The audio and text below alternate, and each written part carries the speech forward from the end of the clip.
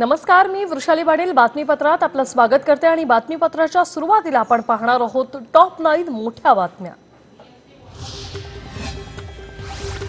भारताचा माजी कर्णधार आणि यष्टिरक्षक महेंद्रसिंग धोनीने आंतरराष्ट्रीय क्रिकेटमधून निवृत्ती जाहीर केली। धोनीने इंस्टाग्रामवर पोस्ट टाकून आपल्या निवृत्तीची घोषणा केली। मात्र धोनी आयपीएलमध्ये खेळणार आहे। मुंबईत कोरोना रुग्णांच्या आकडेवारीत घट झाल्याने लोकल सुरू करण्याची आता मागणी होते, तर मुख्यमंत्री लवकरच लोकल गाड्या सुरू करण्यावर निर्णय घेणार असं मंत्री विजय वडेट्टीवार यांनी सांगितलंय। राज्यात आंतरजिल्हा एसटी बस सेवा कोविड नियम पाळून सुरू करणार असल्याची माहिती मदत पुनर्वसन मंत्री विजय वडेट्टीवार यांनी दिली। तसंच राज्यातील कोचिंग क्लासेस आणि स्पर्धा परीक्षा केंद्रही कोरोना नियम पाळून प्रारंभ करण्याची सरकारची तयारी आहे। अजित पवार यांचे बंधू श्रीनिवास पवार यांच्या निवासानी पवार कुटुंबियांची बैठक झाली आणि या बैठकीला अजितदादांच्या आई आशाताई पवार, पत्नी सुनेत्रा पवार आणि त्यांचे बंधू श्रीनिवास पवार आणि शर्मिला पवार या देखील उपस्थित होत्या। पार्थ पवारांवर शरद पवारांनी केलेल्या वक्तव्यानंतर मौन बाळगलेले अजित पवार पुण्यातील ध्वजारोहणानंतर बारामतीत कौटुंबिक भेटीसाठी येणार असल्याची चर्चा होती। मात्र अजितदादा बारामतीकडे फिरकलेच नाही। महाराष्ट्रात दुर्दैवानं कोरोनाची राजधानी झाल्याची टीका विरोधी पक्षनेते देवेंद्र फडणवीस यांनी केली। 40% मृत्यू राज्यात होतात हे गंभीर असून मृत्यूदर आणि कोरोनाची बाधा रोखली तर आपण यातून बाहेर पडू असा विश्वास फडणवीसांनी व्यक्त केलाय। कोकणात गणेशोत्सवासाठी काल मुंबईहून निघालेल्या गणपती स्पेशल ट्रेनला थंड प्रतिसाद मिळाल्याचं पाहायला मिळालं। रोहा स्थानकात पोहोचलेल्या या रेल्वेतील जवळजवळ सर्वच बोगी रिकाम्या होत्या। एकही प्रवासी रोहा स्थानकात उतरला नाही। सुशांत सिंग प्रकरणातील ऑटोप्सी रिपोर्टमधील महत्त्वाची माहिती गायब आहे। सुशांतच्या मृत्यूची वेळच नसल्याचं सुशांतच्या वडिलांनी वकिलांना सांगितलं आणि त्यामुळे सुशांत प्रकरणात पोलिसांच्या तपासावर प्रश्नचिन्ह उपस्थित होत असल्यानं आता वकील विकास सिंग यांनी ही माहिती दिली आहे।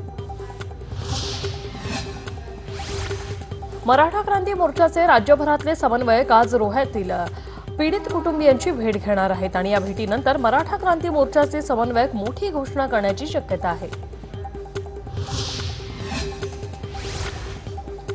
आणि आता पाहणार आहोत महेंद्रसिंग धोनी विषयी टॉप 9 न्यूज। इंस्टाग्रामवर एक व्हिडिओ पोस्ट करत धोनीने निवृत्तीची घोषणा केली आणि या व्हिडिओत धोनीने त्याच्या कारकिर्दीतील आंतरराष्ट्रीय क्रिकेटमधील काही फोटो शेअर केले आणि बॅकग्राऊंडला मैं पल दो पल का शायर हूं हे गाणं आहे। भारताचा माजी कर्णधार महेंद्रसिंग धोनी याने आंतरराष्ट्रीय क्रिकेटमधून निवृत्ती जाहीर केल्यानंतर विराट कोहली भावूक झाला। जगाने क्रिकेट विश्वातील तुझे विक्रम पाहिले, मी माणूस पाहिला अशा शब्दात विराटने ट्विटरवर आपल्या भावना व्यक्त केल्यात। धोनीच्या या निवृत्तीवर भारताचा मास्टर ब्लास्टर सचिन तेंडुलकरने देखील शुभेच्छा दिलेल्या आहेत। 2011 मध्ये वर्ल्ड कपचे विजेतेपद हे माझ्या आयुष्यातील सर्वात चांगला क्षण होता। मी तुला आणि तुझ्या कुटुंबाला आयुष्यातील या नव्या डावासाठी शुभेच्छा देतो असं सचिन म्हणाले। तर वीरेंद्र सहवागने पण धोनीला आपल्या खास शैलीत शुभेच्छा दिलेल्या आहेत। ना कोई है ना कोई था ना कोई होगा, MSK जैसा खेळाडू येतील आणि जातील परंतु धोनीसारखा शांत माणूस नसणार असं ट्विट वीरेंद्र सहवागने केलंय। माझ्या दृष्टीने भारतीय क्रिकेटमधला एक पर्वाची हा अंत झालेला आहे। भारतातील आणि जागतिक क्रिकेटमध्ये धोनीचं योगदान हे खूप मोठं आहे। त्याच्या नेतृत्व गुणांशी स्पर्धा करणं हे सोपं नव्हतं। त्याच्या पुढील आयुष्यासाठी त्याला शुभेच्छा अशा आशयाचा संदेश लिहित गांगुलीने धोनीला शुभेच्छा दिल्या। झारखंडचे मुख्यमंत्री हेमंत सोरेन यांनी धोनीचं आतापर्यंतच्या खेळासाठी कौतुक केलं। माझ्या मते धोनीला एक अखेरचा सामना खेळायला मिळाला हवा। मी BCCIला विनंती करतो की धोनीसाठी एक अखेरचा सामना आयोजित केला जावा अशी मागणी सोरेन यांनी केलेली आहे। तर धोनीच्या निवृत्तीपाठोपाठ भारतीय संघातील त्याचा सहकारी सुरेश रैना याने देखील निवृत्ती जाहीर केली। भारताकडून रैनाने 226 वनडे, 78 T20 आणि 18 कसोटी सामने खेळल्यात। भारतीय संघाकडून त्याने अखेरचा आंतरराष्ट्रीय सामना जुलै 2018 मध्ये खेळला होता। आता पाहूया राजकीय क्षेत्रातील टॉप 9 न्यूज। अजित पवारांच्या आई आशाताई आणि पत्नी सुनेत्रा पवारही श्रीनिवास पवारांच्या घरी काल होत्या। शरद पवार यांच्या जागेवर ते योग्य आहेत, पार्थ पवारही त्यांच्या जागेवर योग्य आहे असं त्यांच्या निकटवर्तीयांनी सांगितलंय. तसंच 2 दिवसात हा वाद मिटेल अशी माहितीही पवारांच्या निकटवर्तीयांनी दिली. पार्थ पवारांचा जो विषय आहे तो पवार घराण्याचा कौटुंबिक विषय आहे. आम्हाला त्या विषयात पडायचं नाहीये असं विरोधी पक्षनेते देवेंद्र फडणवीस यांनी स्पष्ट केलंय. डॉक्टरांपेक्षा कंपाऊंडरला जास्त कळतं असं विधान शिवसेनेचे खासदार संजय राऊत यांनी बोलताना केलं. संजय राऊत यांचे असे विधान कोरोना योद्ध्यांचा अपमान आहे, त्यांनी माफी मागावी अशी मागणी आता भाजपने केली. खासदार नवनीत राणा यांना श्वसनाचा त्रास जाणवू लागल्याने त्यांना मुंबईतील लीलावती रुग्णालयात दाखल करण्यात आलं आणि त्यानंतर त्यांच्या प्रकृतीत सुधारणा झाली असून त्यांना आयसीयू मधून सामान्य कक्षात दाखल करण्यात आलं. खासदार नवनीत राणा यांनी फेसबुकवर पोस्ट करून ही माहिती दिली आहे. महाविकास आघाडीचे सरकार पडणार म्हणजे हे भाजपचे मुंगेरी लाल के हसीन सपने आहेत अशी टीका मंत्री गुलाबराव पाटील यांनी केली. आमचे सरकार कोसळणार नसून उलट भाजपने त्यांचे आमदार सांभाळावे असा टोला त्यांनी लगावलाय. राज्याचे ग्रामविकास मंत्री हसन मुश्रीफ यांनी विरोधी पक्षनेते देवेंद्र फडणवीस यांना जोरदार टोला लगावला. ज्यांनी 5 वर्ष राज्याचं गृह खातं सांभाळलं त्यांचाच सुशांत सिंग प्रकरणात पोलिसांवर विश्वास नाही हे दुर्दैवी आहे असं मत हसन मुश्रीफ यांनी व्यक्त केलेलं आहे. पालकमंत्री बदलणं म्हणजे पेट्रोल पंपावरील माणूस बदलणे इतकं सोपं आहे का असा सवाल करत कोल्हापूरचे पालकमंत्री सतेज पाटील यांनी माजी खासदार धनंजय महाडिक यांना जोरदार प्रत्युत्तर दिलंय. कोरोनाच्या संकटामुळे अनेक उद्योग अडचणीत आले असून याचा फटका बांधकाम क्षेत्रालाही बसलाय. बांधकाम क्षेत्राला आलेल्या अडचणी सोडवण्यासाठी ऑगस्ट अखेरीस स्टॅम्प ड्युटीमध्ये कपात करण्याचा निर्णय घेण्यात आला अशी माहिती महसूल मंत्री बाळासाहेब थोरात यांनी दिली. राज्याचे राज्यपाल भगतसिंह कोश्यारी रविवारी किल्ले शिवनेरीला भेटीसाठी येणार आहेत आणि गेल्या 2 दशकात प्रथमच राज्याचे राज्यपाल किल्ले शिवनेरीच्या भेटीला येणार आहेत. स्वराज्य निर्माते छत्रपती शिवाजी महाराज यांच्या जन्मस्थळी राज्यपाल नतमस्तक होणार आहेत. आता पाहूया मेट्रो सिटीज मधील टॉप 9 न्यूज. तर नाशिक शहराला पाणीपुरवठा करणाऱ्या गंगापूर आणि मुकणे धरणातील जलसाठ्याचा ऑगस्ट अखेरीस आढावा घेऊन पाणी कपात करायची की नाही याविषयी निर्णय घेतला जाईल असं महापौर सतीश कुलकर्णी यांनी शुक्रवारी सर्वसाधारण सभेत सांगितल्याने नाशिककरांवर पाणी कपातीची टांगती तलवार कायम आहे. कोरोनाच्या पार्श्वभूमीवर रेल्वे गाड्यांचं वेळापत्रक बदलण्याचे काम सर्व स्तरावर सुरू आहे. तर मुंबईसाठी औरंगाबादऐवजी नांदेड येथून खासगी रेल्वे सोडण्याचा निर्णय रेल्वे प्रशासनाने घेतला असल्याची माहिती दक्षिण मध्य रेल्वेचे विभागीय रेल्वे व्यवस्थापक उपिंदर सिंग यांनी पत्रकार परिषदेत दिलेला आहे.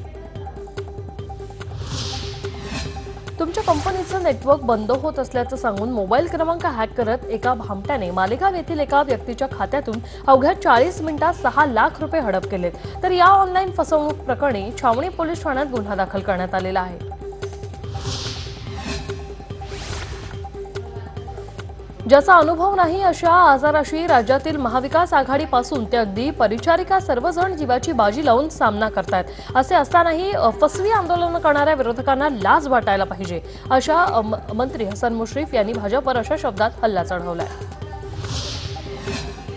इचलकरंजी येथे 250 बेडचं व्हेंटिलेटर व ऑक्सिजन बेडसह सर्व सोयी नियुक्त सुसज्ज असं कोविड रुग्णालय उभारण्यास जिल्हाधिकाऱ्यांनी मान्यता दिल्याने खासदार धैर्यशील माने यांच्या मागणीला यश आलेलं आहे. नगराध्यक्ष अलका स्वामी आणि इचलकरंजीत डॉक्टर्स असोसिएशन यांनीही इचलकरंजीसाठी सुसज्ज असं कोविड रुग्णालयाची मागणी केली होती. तर बलात्काराचा गुन्हा मागे घेत नसल्याने अहमदनगरमध्ये एका आरोपीने थेट पीडितेच्या 10 वर्षीय मुलीला पेटवल्याची घटना घडली. या घटनेत मुलगी गंभीर जखमी झाली. या प्रकरणी सुपा पोलीस ठाण्यात गुन्हा दाखल झालेला आहे. ग्रामीण भागात 308 गावांपर्यंत विषाणूने पाय पसरलेले आहेत. कोरोनाची सामूहिक प्रतिकारक शक्ती तयार झाली आहे की का हे पाहण्यासाठी आता ग्रामीण भागातही आजपासून सिरो सर्वेक्षण केलं जाणार आहे. जिल्ह्यातील सिरो सर्वेक्षणाचे अहवाल 20 ऑगस्टपर्यंत मिळणं अपेक्षित आहे. लातूर जिल्ह्यातल्या उदगीर शहरात रस्त्यांवरून एक असह्य झालेली आई आपल्या मुलाला शोधत गेली 15 दिवस ती फिरते. या महिलेचा 13 वर्षाचा मुलगा घरासमोर खेळता खेळता गायब झाला. मुलाचा शोध घेत ही माता आता उदगीरच्या रस्त्यांवरून लोकांना विनंत्या करत फिरते. सहकार आणि पणन मंत्री बाळासाहेब पाटील यांना कोरोनाची लागण झालेली आहे. कराडच्या कृष्णा रुग्णालयात त्यांच्यावर उपचार सुरू आहेत.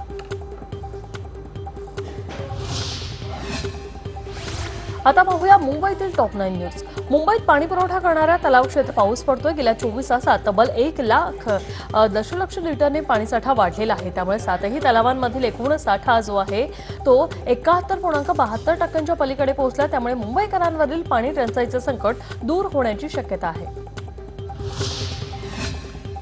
कोरोना संकटामुळे विसर्जन स्थळावर गर्दी टाळण्यासाठी मुंबई पालिकेने वेबसाईट लॉन्च केलेली आहे। गणेश विसर्जनाला जाण्यापूर्वी विसर्जन स्थळ, दिनांक आणि वेळ आता ऑनलाईन बुकिंग करावी लागणार आहे। सार्वजनिक गणेशोत्सव मंडळाकडून परवानगीसाठी घेण्यात येणारे शुल्क यंदा वसई विरार पालिकेने 100% माफ केले। कोरोनाच्या पार्श्वभूमीवर आमदार क्षितिज ठाकूर आणि माजी महापौर प्रवीण शेट्टींच्या मागणीनंतर आयुक्त गंगाधरण डी यांनी हा निर्णय घेतलाय।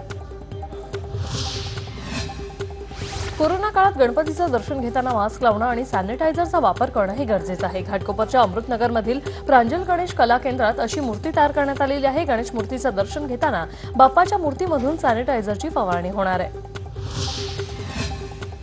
लवकरच पहिलं देशी प्रवासी विमान येण्याची मार्ग जो आहे तो आता मोकळा झालेला आहे। मुंबईतील कॅप्टन अमोल यादव यांनी याबाबत ही माहिती दिली। गेल्या 10 महिन्यात सर्व चाचण्या पूर्ण झालेल्या आहेत। अस्सल देशी बनावटीचं हे पहिलं भारतीय विमान असणार आहे। कोरोनामुळे खोळंबलेलं अर्थचक्र आता हळूहळू पूर्वपदावर आणण्याचे प्रयत्न सुरू झालेले आहेत। पहिल्या तिमाहीत घटलेल्या महसूल वसूल करतानाच मुंबईकरांना मालमत्ता करात सवलत देण्याबाबतची चाचपणी मुंबई महापालिका प्रशासन करते। पालिका आयुक्तांनीही यास दुजोरा दिलाय। मुंबईच्या माहूलमधील प्रदूषण काही कंपन्यांना चांगलंच भोवलेलं आहे। बीपीसीएल आणि एचपीसीएल सह 4 कंपन्यांना प्रदूषणासाठी 286 कोटींचा दंड ठोठावला गेलाय। हवेचा दर्जा सुधारण्यासाठीचा खर्च या दंडातून आकारण्याचा आदेश राष्ट्रीय हरित लवादाने दिलाय। महाराष्ट्रातील पहिले टेली-आयसीयू सुविधा भिवंडी तत्वात सुरू करण्यात आली। आरोग्यमंत्री राजेश टोपे यांच्या हस्ते याचं उद्घाटन करण्यात आलंय। आयसीयूत दाखल असलेल्या कोरोनाच्या गंभीर रुग्णांसाठी विशेष तज्ज्ञांचं मार्गदर्शन आणि उपचारांती सेवा या तंत्रज्ञानाच्या मदतीनं हे घेण्यात येणार आहे। अंकिता लोखंडेच्या घराचे हप्ते सुशांत भरत होता असा आरोप काही जणांनी केला होता आणि या बातमीचं खंडन करून अभिनेत्री अंकिता लोखंडे हिने आरोप करणाऱ्या लोकांना सडेतोड प्रत्युत्तर दिले। अंकिताने सोशल मीडियावर बँक स्टेटमेंट आणि इतर कागदपत्र पोस्ट केली। त्यावरून फ्लॅटचा हप्ता अंकिता स्वतः भरत असल्याचं दिसतंय। आता पाहूया ग्रामीण भागातील टॉप 9 न्यूज। वाशिष्ठी नदीने धोक्याची पातळी ओलांडल्यानं मुंबई गोवा महामार्गावरील चिपळूण येथील वाशिष्ठी नदीवरील पूल वाहतुकीसाठी बंद करण्यात आला। खबरदारी म्हणून या पुलावरील वाहतूक थांबवण्यात आली।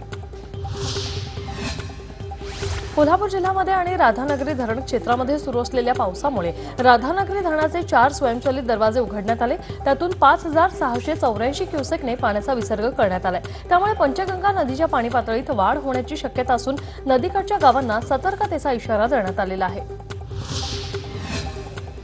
सातारा जिल्ह्यात मुसळधार पाऊस सुरू असून कण्हेर धरणाचे 3 वक्र दरवाजे 2 फुटाने उघडण्यात आलेले आहेत आणि पाण्याचा विसर्ग वेण्णा नदीपात्रात करण्यात आलेला आहे।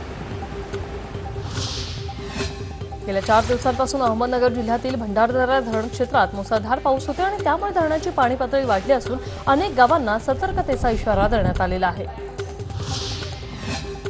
नंदुरबार जिल्ह्यात मुसळधार पावसाने नद्यांच्या पाणी पातळीत वाढ झालेली आहे। दरम्यान तापी नदीच्या पाणी पातळीतही वाढ होते। त्यामुळे नदीकाठच्या गावांना सतर्कतेचा इशारा देण्यात आलेला आहे।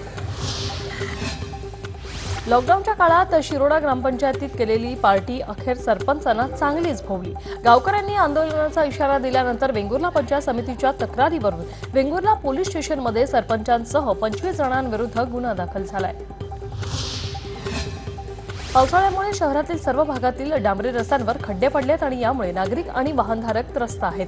दुसरीकडे भुसावळ नगर परिषद ही रस्त्यावरील खड्डे भरण्यास असमर्थ ठरली आणि हे खड्डे त्वरित भरण्यात यावे अशी मागणी आता नागरिकांकडून जोर धरू लागली आहे।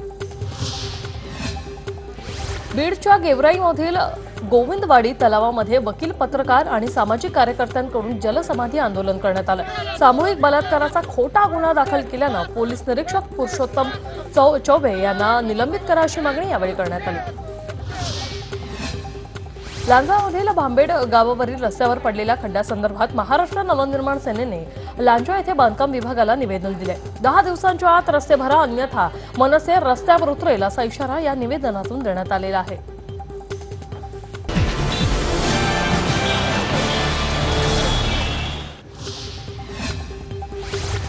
आणि आता पाहूया पुण्यातील टॉप 9 न्यूज।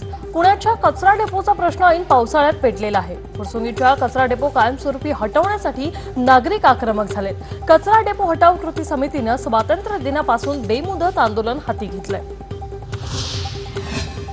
पुणे शहराला पाणी पुरवठा करणाऱ्या धरणांमध्ये पाण्याच्या पातळीत कमालीची वाढ झाली आहे आणि त्यामुळे खडकवासला धरणातून 16,000 क्युसेकने पाण्याचा विसर्ग सुरू आहे आणि त्यामुळे मुठा नदीच्या पाणी पातळीत वाढ झाली आणि पुन्हा भिडे पूल पाण्याखाली गेलाय। स्वातंत्र्य दिनाच्या निमित्तानं राज्यपाल भगतसिंह कोश्यारी यांनी पुणे येथील विधान भवनाच्या प्रांगणात ध्वजारोहण केलं। राज्यपाल कोश्यारी हे सकाळी ध्वजारोहणासाठी पोहोचले तेव्हा अजित पवार यांनी त्यांचं स्वागत केलं। तुमच्या परवानगीशिवाय तुमच्या राज्यात आलो आहे अशी मिश्किल टिप्पणी राज्यपाल कोश्यारींनी केली। पिंपरी चिंचवड शहरात गेल्या 2.5 वर्षात खुनाच्या तब्बल 177 घटना घडल्यात। याशिवाय 217 जणांवर जीवघेणे हल्ले करण्यात आल्याच्या देखील घटना घडल्यात। पोलीस आयुक्त रामनाथ पोकळे यांनी एका मुलाखतीदरम्यान ही माहिती दिली। ग्रामीण भागातील कोरोना बाधितांना त्वरित रुग्णालयापर्यंत नेण्यासाठी जिल्हा परिषदेने आरोग्यमंत्री राजेश टोपे यांच्याकडे रुग्णवाहिकेची मागणी केली होती आणि त्यानुसार आरोग्यमंत्र्यांनी जिल्हा परिषदेवरील प्राथमिक आरोग्य केंद्रांना 92 रुग्णवाहिका घेण्यास तात्काळ मान्यता दिली। आरोग्यमंत्री राजेश टोपे पुणे दौऱ्यावर असताना आरोग्य संचालनालयात त्यांनी कोरोनाच्या परिस्थितीचा आढावा घेतला। ससून रुग्णालयामध्ये प्लाझ्मा दान केलं असल्यास आवश्यकता भासल्यास अन्य रुग्णालयातील रुग्णांसाठीही त्याचा वापर करण्याचा निर्णय घेण्यात आलाय। त्यासोबतच प्लाझ्मा दान करणाऱ्या नागरिकांच्या कुटुंबांना भविष्यात गरज भासली तर प्राधान्याने प्लाझ्मा उपलब्ध करून दिला जाणार आहे असे विभागीय आयुक्त सौरभ राव यांनी सांगितलंय। ग्रामीण भागासाठी 50,000 अँटीजन किट। जिल्ह्याच्या ग्रामीण भागात कोरोना बाधित रुग्णांच्या संख्या वाढत असल्याने ग्रामीण भागासाठी 50,000 अँटीजन किट घेण्यात येणार आहेत आणि त्यासाठी जिल्हा वार्षिक योजनेतून निधी उपलब्ध करून दिला जाणार आहे असे राज्याचे उपमुख्यमंत्री आणि जिल्ह्याचे पालकमंत्री अजित पवार यांनी सांगितले। आता पाहूया राष्ट्रीय पातळीवरील टॉप 9 न्यूज। लोकशाही व्यवस्था घटनात्मक मूल्य आणि प्रस्थापित परंपरेविरोधात सरकारचं काम सुरू आहे असा आरोप सोनिया गांधी यांनी केलाय। तसंच लिहिणं, बोलणं आणि असहमत असण्यावरही मोदी सरकारची गदा आहे असाही आरोप त्यांनी केलाय। जम्मू काश्मीरच्या रियासी जिल्ह्यातील त्रिकुट टेकड्यांमधील वैष्णो देवी या गुहेतील तीर्थक्षेत्राची यात्रा सोमवारपासून पुन्हा सुरू होणार असल्याचं अधिकाऱ्यांनी शनिवारी सांगितलं। ही यात्रा गेल्या 18 मार्चला स्थगित करण्यात आली होती। काश्मीर खोऱ्यात पुन्हा मोबाईल संचावरील इंटरनेट सेवा सुरू करण्यात आलेल्या आहे। स्वातंत्र्य दिनी खबरदारीचा उपाय म्हणून काश्मीर खोऱ्यात काही तासांकरता स्थगित ठेवण्यात आल्या होत्या। मुलींच्या लग्नासवयी काय असावं यावर सरकार विचार करत असल्याचं मोदी म्हणाले आणि मुलींमधील कुपोषण दूर करण्यासाठी लग्नासवयी ठरवण्यासाठी एक समितीची स्थापना करण्यात आली। या समितीच्या अहवालानंतर मुलींच्या लग्नासवयी निर्धारित केलं जाणार आहे। कोरोना रुग्णांची संख्या वाढत असताना प्लाझ्माची मागणीही आता वाढते। त्यामुळे प्लाझ्मा दान केल्यानंतर त्या बदल्यात बक्षीसही देण्याचा निर्णय घेतला गेलाय। प्लाझ्मा दान करणाऱ्या व्यक्तीला 5,000 रुपयांचं बक्षीस देण्यात येणार असल्याचं नितीश कुमार यांनी सांगितलंय।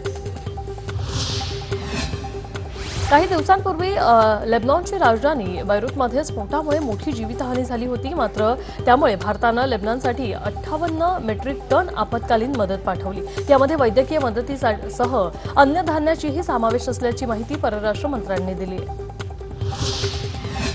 एअर इंडियाने 48 वैमानिकांना सेवेतून बरखास्त केले आणि या वैमानिकांनी गेल्या वर्षी आपला राजीनामा कंपनीकडे सोपवला होता। परंतु नियमानुसार 6 महिन्यांच्या नोटीसची त्यांनी आपले राजीनामे परत घेतले होते। परंतु गुरुवारी अचानक ही स्वीकृती रद्द करण्यात आली आणि या 48 वैमानिकांची सेवा 13 ऑगस्टपासून तात्काळ समाप्त करण्यात आली। आता पाहूया आंतरराष्ट्रीय पातळीवरील टॉप 9 न्यूज। काही दिवसांपूर्वीच अमेरिकेचे राष्ट्राध्यक्ष डोनाल्ड ट्रम्प यांनी टिकटॉकला 45 दिवसांचा अल्टिमेटम दिला होता। परंतु आता ट्रम्प यांनी चीनी कंपनीला 90 दिवसांमध्ये अमेरिकेत आपली संपत्ती विकण्याचे आदेश दिलेत आणि हा टिकटॉकसाठी मोठा झटका आहे। विद्यमान राष्ट्राध्यक्ष डोनाल्ड ट्रम्प आणि डेमोक्रॅटिक पक्षाचे उमेदवार जो बायडन यांच्या जोरदार आरोप प्रत्यारोप सुरू आहेत। बायडन निवडणुकीत विजयी झाल्यास अमेरिका आर्थिक दिवाळखोरीत जाणार असा इशारा त्यांनी दिलाय। तर बायडन यांची धोरणं अमेरिकेच्या विरोधात असल्याची टीका ट्रम्प यांनी केली आहे।